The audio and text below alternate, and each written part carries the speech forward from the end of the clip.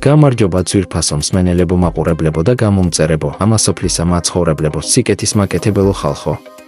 დღეს ამ ვიდეოში ვისაუბრებთ ტაქსზე, საიდან გაჩნდა ტაქსი და გავიგებთ მის წარმოშობასა და დღევანდელობას, ახლა კი დავიწყოთ. ტაქსი, ასევე ცნობილია როგორც ტაქსიკაბი ან უბრალოდ ტაქსი, არის მძღოლით დაქირავებული სატრანსპორტო საშუალების ტიპი, რომელსაც იყენებს ერთი მგზავრი ან მგზავრთა მცირე ჯგუფი, ხშირად არასაერთო მგზავრობისთვის. ტაქსი მგზავრებს გადაჰყავს მათ მიერ არჩეულ ადგილებს შორის. ეს განსხვავდება საზოგადოებრივი ტრანსპორტისგან, სადაც საყვანისა და ჩამოსვლის ადგილებს წყვეტს მომსახურების მიმწოდებელი და არამომხმარებლები, თუმცა მოთხოვნაზე ორიენტირებული ტრანსპორტი და საერთო ტაქსები უზრუნველყოფენ ჰიბრიდულ ავტობუსის ტაქსის რეჟიმს. ტაქსის 4 განსხვავებული ფორმა არსებობს, რომელთა იდენტიფიცირება სხვადასხვა ქვეყანაში ოდნავ განსხვავებული ტერმინებით შეიძლება. ჰაკნის ვაგონები, ასევე ცნობილი როგორც საზოგადოებრივი დაქირავების, საჯარიმო ან ქუჩის ტაქსები, ლიცენზირებულია თემებში საჯარიმო ტაქსების გასაყვანად.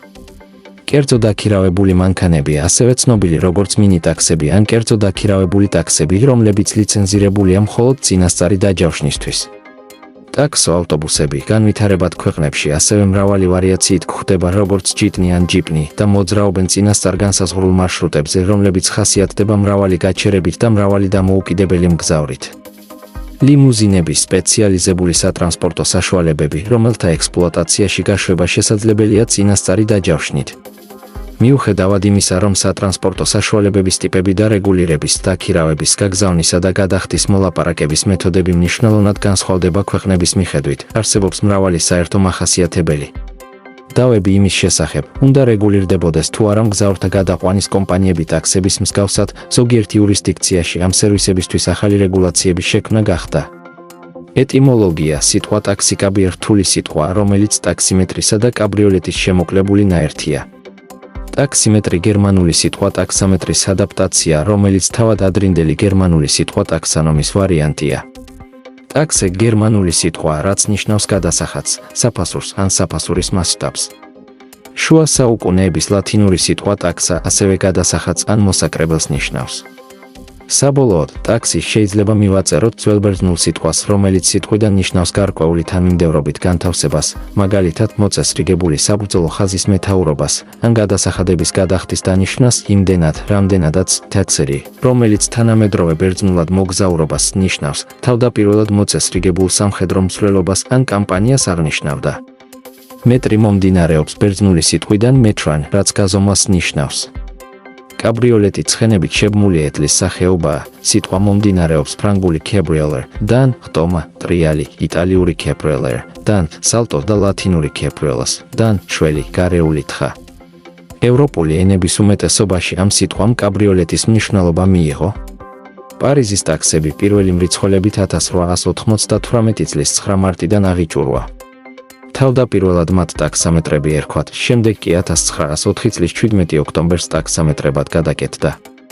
ნიუ-ჯიორკის ტაქსის კომპანიის წარმომადგენელმა ჰარი ნათანიელ ალენმა, რომელმაც 1907 წელს საფრანგეთიდან ნიუ-ჯიორკში პირველი 600 ბენზინზე მომუშავე ტაქსი შემოიტანა, სიტყვა თეცქებ ლონდონიდან ისესხა, სადაც ეს სიტყვა 1907 წლის დასაწყისისთვის გამოიყენებოდა. გავრცელებული, თუმცა მცდარი ვერსიის თანახმად მანქანებს სახელი ტურნისა და ტაქსისის სახლიდან წარმოშობილი ფრანც ფონ ტაქსისის, ბურგუნდიის ფილიპეს მე-16 საუკუნის ფოსტის უფროსის და მისი ძმისშვილის, იოჰან ბატისტ ფონ ტაქსისის, საღვთო რომის იმპერიის გენერალური ფოსტის უფროსის საპატივცემულოდ დაერქვა. ორივემ ევროპაში სწრაფი და საიმედო საფოსტო მომსახურება, წერილების გადატანა, ზოგიერთი საფოსტო მარშრუტით კი ადამიანების გადაყვანა დააარსა.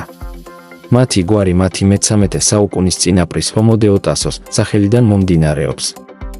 ისტორია, ცხენებით შებმული ეტლების დაქირავების სერვისი პარიზსა და ლონდონში მე-17 საუკუნის დასაწყისში დაიწყო. პირველი დოკუმენტირებული საჯარო ეტლების დაქირავების სერვისი ლონდონში 1605 წელს დაფიქსირდა. 1625 წელს ლონდონში სასტუმროს მეპატრონეებისგან ეტლების დაქირავება გახდა შესაძლებელი, ხოლო პირველი ტაქსის გაჩერება სტრენდზე, მეიპოულინის წინ, 1636 წელს გაჩნდა. 1635 წელს პარლამენტმა მიიღო ჰაკნის ეტლების შესახებ კანონი, რათა დაკანონებულიყო ცხენებით შებმული ეტლების დაქირავება. სასტუმროს მეპატრონეები ეტლებს ვაჭრებისა და ვიზიტორებისთვის ქირაობდნენ. შემდგომი დადგენილება ლონდონსა და მიმდებარე ადგილებში ჰაკნის ეტლების რეგულირების შესახებ პარლამენტმა 1654 წელს დაამტკიცა და პირველი ეტლების ლიცენზიები 1662 წელს გაიცა. მსგავსი სერვისი პარიზში 1627 წელს ნიკოლა სოვაჟმა დააარსა. მისი მანქანები ცნობილი იყო როგორც ფიაკრს, რადგან მთავარი სატრანსპორტო საშუალებების საწყობი, როგორც ჩანს, წმინდა ფიაკრის სალოცავის მოპირდაპირედ მდებარეობდა. ტერმინი ფიაკრ ფრანგულად დღემდე გამოიყენება ცხენებით შებმული. მანქანის აღსანიშნავად, ხოლო გერმანული ტერმინი ფიაკრ გამოიყენება, განსაკუთრებით ავსტრიაში, იმავე ნივთის აღსანიშნავად.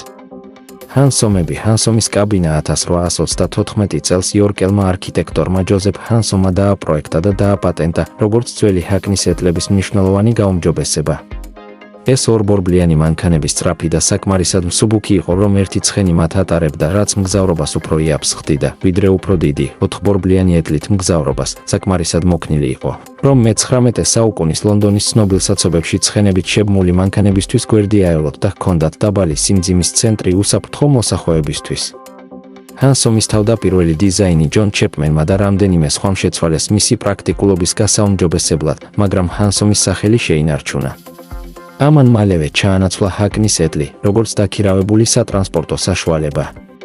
ისინი სწრაფად გავრცელდა გაერთიანებული სამეფოს სხვა ქალაქებში, ასევე კონტინენტურ ევროპის ქალაქებში, განსაკუთრებით პარიზში, ბერლინსა და სანქტ-პეტერბურგში.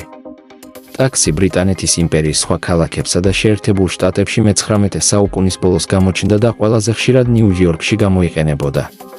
ტორონტოში პირველი ტაქსის სერვისი და სერი 1827 წელს დააარსა თორნტონ ბლეკბერნმა, ყოფილმა მონამ, რომლის დეტროიტში ტყვედ ჩავარდნის შემდეგ გაქცევა ბლეკბერნის არეულობების სტიმული გახდა. თანამედროვე ტაქსი. თანამედროვე ტაქსიმეტრი გამოიგონეს და დახვეწეს გერმანელი გამომგონებლების სამმა, ვილჰელმ ფრიდრიხ ნედლერმა, ფერდინანდ დენკერმა და ფრიდრიხ ვილჰელმ გუსტავ ბრუნმა. Daimler Victoria, მსოფლიოში პირველი მოტორიზებული ტაქსიმეტრი კაბინა, აგეს გოტლიბ დაიმლერმა 1897 წელს და ექსპლუატაციაში შევიდა შტუტგარტში 1897 წლის ივნისში. ბენზინზე მომუშავე ტაქსებმა ექსპლუატაცია დაიწყეს პარიზში 1899 წელს, ლონდონში 1903 წელს და ნიუ-იორკში 1907 წელს. ნიუ-იორკის ტაქსები თავდაპირველად საფრანგეთიდან შემოიტანა ჰარინ ალენმა, ალან კინგსტონ Motor Car Company-ის მფლობელმა.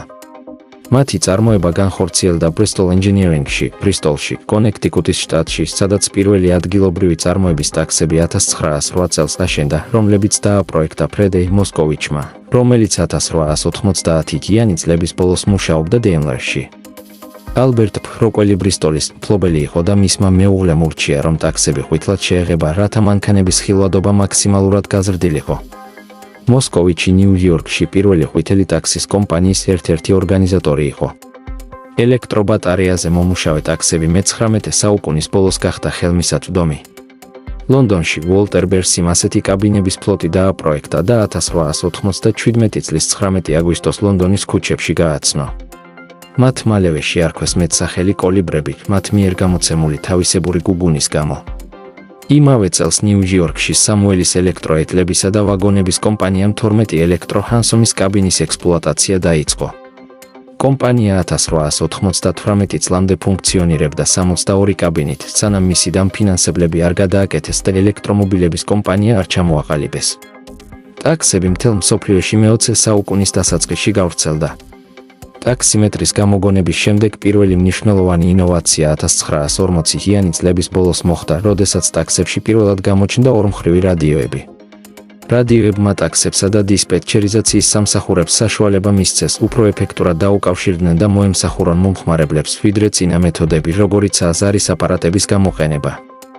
შემდეგი მნიშვნელოვანი ინოვაცია 1980-იან წლებში მოხდა, როდესაც პირველად დაინერგა კომპიუტერის დახმარებით დისპეტჩერიზაცია. როგორც სამხედრო და საგანგებო ტრანსპორტი.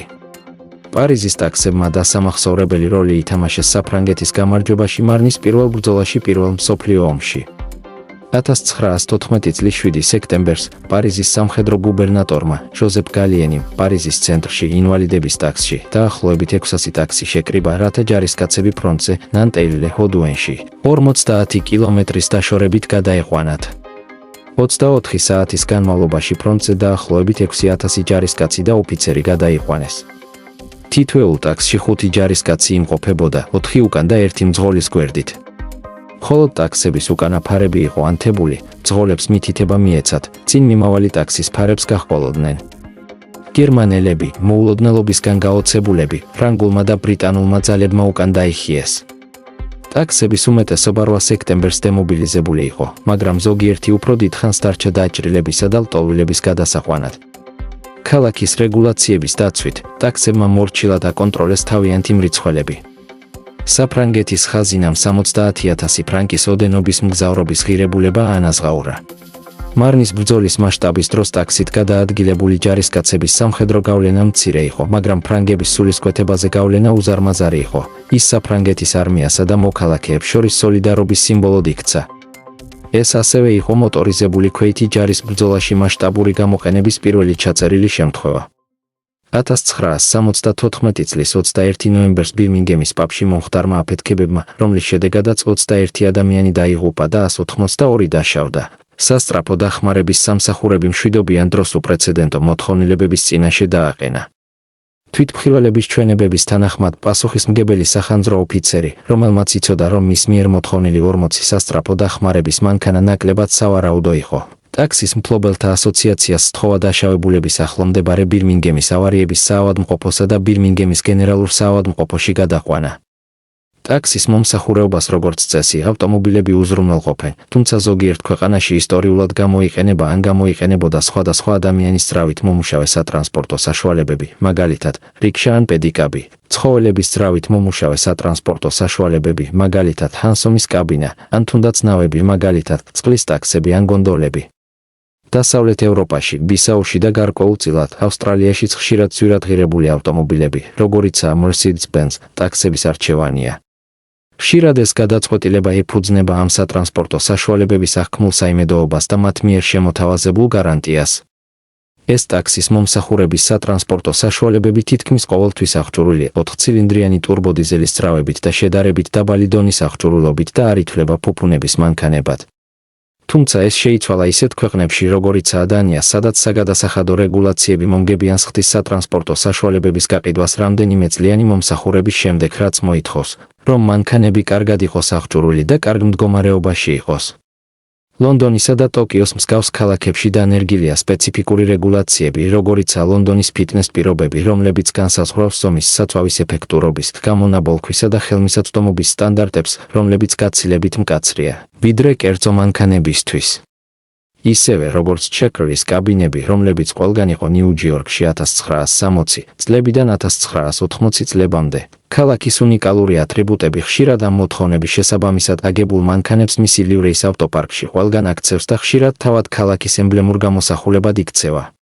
მიუხედავად იმისა, რომ ნიუ-ჯორკის მცდელობები დაეწესებინათ როგორც ჰიბრიდული, ასევე ინვალიდის ეთლით მოსარგებლე ავტომობილის სავალდებულოდ გამოყენება, დიდწილად წარუმატებელი აღმოჩნდა ლონდონისა და ტოკიოს მცდელობებმა უნიკალური ავტომობილები მოგვცა, როგორიცაა Lexus და Toyota Jeep Taxi, რომლებიც აკმაყოფილებენ და აჭარბებენ თანამედროვე გამონაბოლქვისა და ხელმისაწვდომობის მოთხოვნებს მომავლისთვის და იგეგმება მათი სხვა ქალაქებში გაფართოება, რადგან ძველი მოდელები დიდი ქალაქებიდან პატარა ბაზრებზე გადავა. არსებული მინივენების, როგორიცაა Mercedes-Benz London Taxi და Nissan Horace, მოდიფიკაციები ასევე წარმოდგენილი იქნა ალტერნატიული პროდუქტების საჭიროების შესავსებად დროებითი ზომების სახით, მაგრამ მომხმარებლებმა ძირითადად უარყვეს ისინი. პირველი ნაწილის დასასრული მადლობა ძვირფასო ხალხო ასეთი გულდასმით მოსმენებისთვის, ვისურვებდი, რომ მსოფლიოში და ჩვენს ქვეყანაშიც ეს პროფესია დაფასებული იყოს და ბედნიერები იყვნენ მგზავრებიც და მომუშავეებიც. შევხვდებით მეორე ნაწილში. დაგლოცოთ კეთილმა ანგელოზებმა.